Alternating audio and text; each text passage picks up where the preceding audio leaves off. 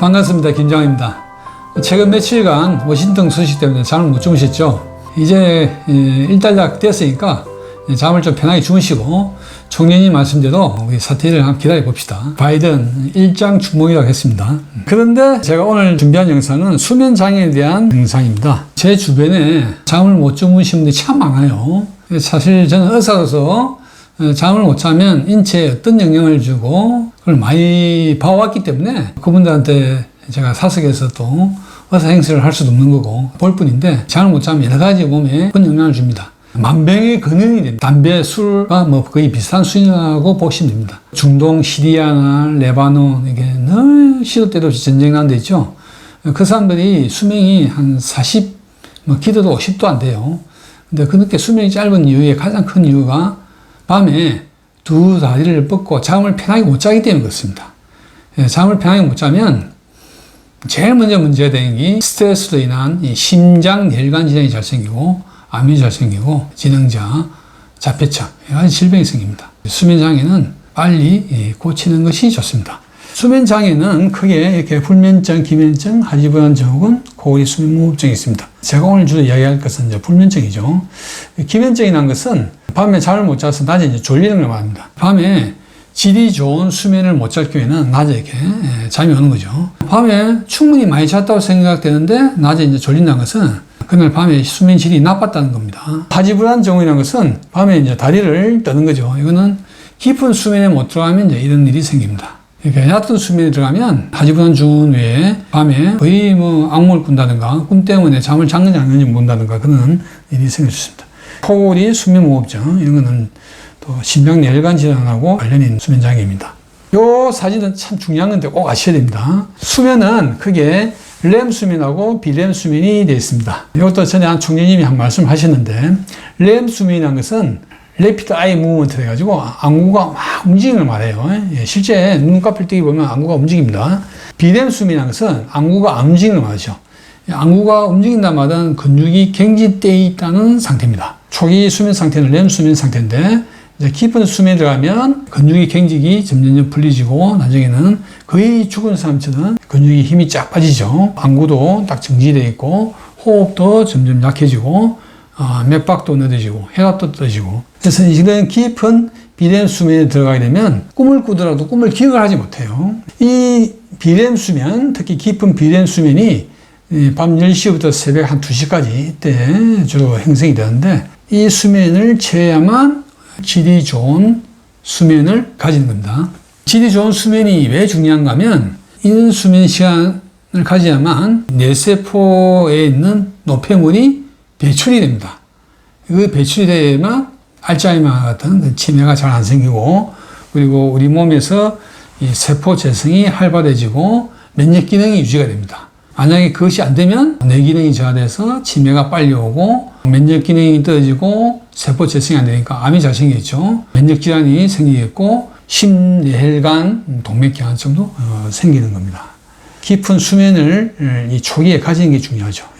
그래서 만약 잠을 2시 이후에 자게 되면 이 깊은 비렘 수면에 들어가기 어렵습니다. 그래서 얕은 수면만 지나가게 가는 거죠.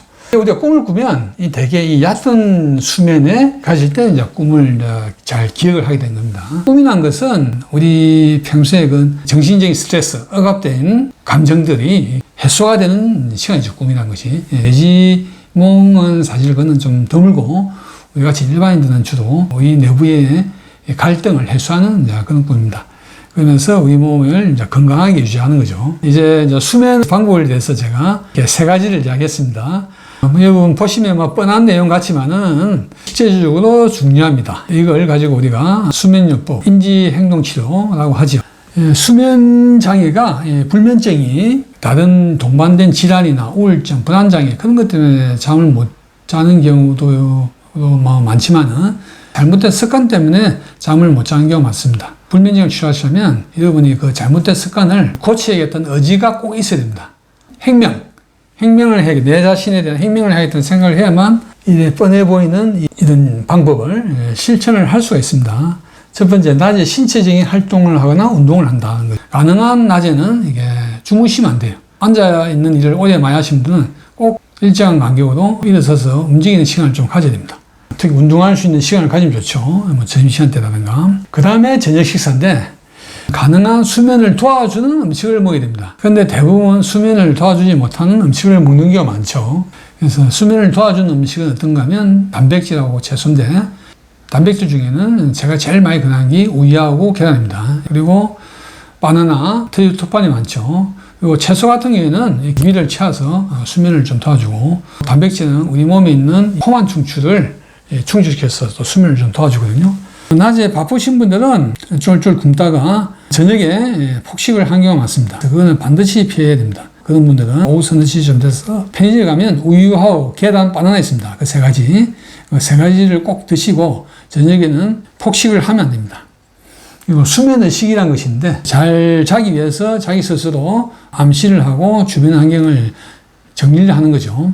저 같은 경우에는 자기 전에 한 30분 정도 요가를 합니다. 음악을 틀고 요가를 하면 마음을 안정시키는 데 도움이 많이 됩니다. 간혹 우리 청년인 강의를 듣는 분도 있는데 보지 마시고 그냥 소리로 들으십시오. 스마트폰이나 TV 모니터, 빛이 수면에 많이 방해됩니다. 수면 자리가 편해야 됩니다. 침대 자리가 편한지 확인하고 그리고 빛이 차단돼야 돼요. 소리도 차단돼야 되고 맨 마지막에 이제 하는 것이 총님께서 말씀하시죠. 내가 이제 이 세상을 떠나고 하지 간다고 생각하고 이제 가셔야 됩니다.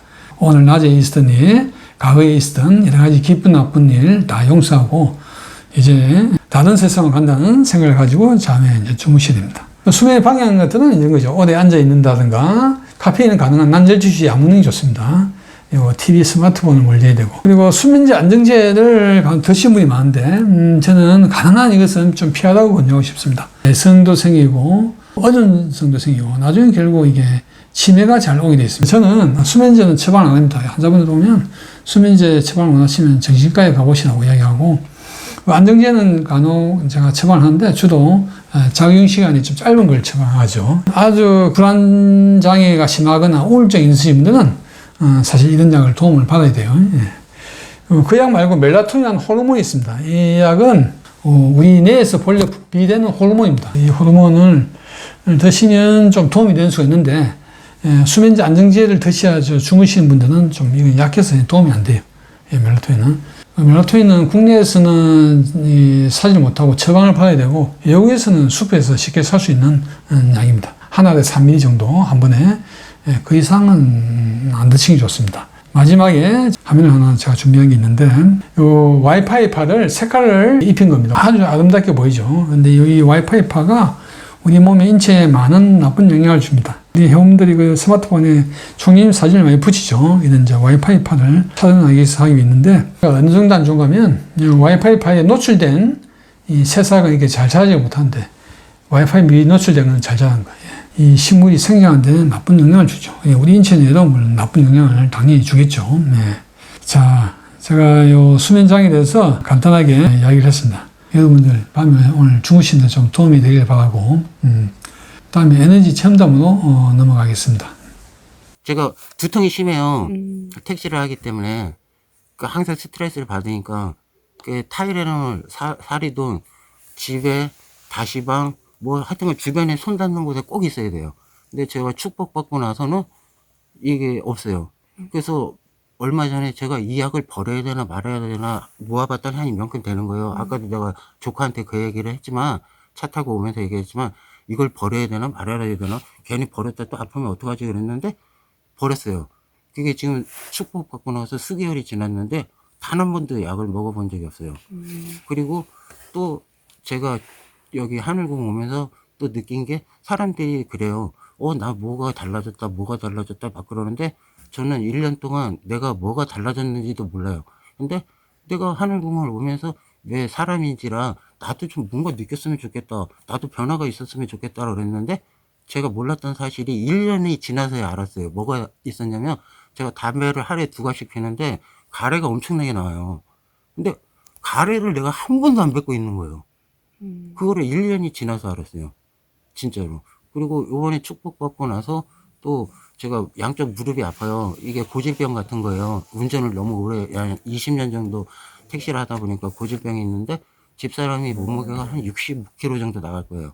그래서 일 끝나고 가면 집사람이 막 무릎을 밟아야 돼요. 그래야 시원하단 말이에요. 근데 지금 한 4개월? 5개월 동안 지금 무릎 아팠다는 소리를 안 하고 있어요. 진짜로요. 그게 너무 신기한 거예요. 그게 제가 하늘궁에 오면서 거짓말 하나도 안 보태고 좀 내 몸에 변화가 돼가고 있다는 것, 요 3가지. 그리고 우리 조카 같은 경우에 너 달라진 거 없니? 축복받고 그랬더니 조카는 뭐라고 얘기했냐면 삼촌 저는 툭 하면 감기약을 달고 사는데 아직까지는 감기약을 안 먹었어요 라고 그러더라고요. 그래서 내가 더 지켜봐라. 너 올해 겨울 지나도 절대로 감기약 안 먹을 거다. 내가 삼촌이 장담한다 그랬거든요. 그러니까 뭐 영적인 거 믿으시는 분들도 있고 안 믿으시는 분들도 있잖아요. 근데 아까 전자에도 제가 말씀드렸지만 이거 허경민 총재님 이거 목걸이 이거 저기 우주 에너지 목걸이 1년을 동안을 자면서 목욕하면서 한 번도 벗어본 적 없고 팔찌도 그렇고요. 이 팔찌도 한 번도. 이게 사람들이 만약에 이 영상을 보게 되면은 진짜 한번 믿고 한번 오시면은 좀 많은 변화가 있을 거라고 생각이 돼요. 네. 네, 무릎 아파요. 무릎 아파요? 예. 진단이 뭘로 나왔는데? 슬개 건염이요. 그냥 팩트만 말씀드리는 건데, 그때 제가 지팡이를 짚고 다녔어요. 솔직히 말해서 그때 되게 점점 심해지는 상황이었어요, 무릎이. 낫는지 안 낫는지 모르는 상황이었거든요. 그때 제가 아무 일도 안 하고 오로지 딱 무릎 상태만 이렇게 되게 예민하게 이거만 딱 보고 있는 상태였거든요, 무릎 상태만. 근데 총재님 만날 기회가 그때 좀 생겨가지고 총재한테 에너지 받고서 이틀 만에 지팡이를 뗐어요.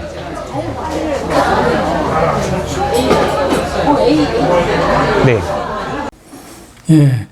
두 분 다 이 공통점이 통증이 좋아졌다는 겁니다. 한 분은 두통, 무릎 관절염 통증, 두 번째 분은 설계근염, 무릎이 바로 앞쪽에 있는 작은 뼈 있죠. 거기에 있는 근염이 온 거죠. 제가 인터뷰를 보면 통증이 좋아진 경우가 참 많아요.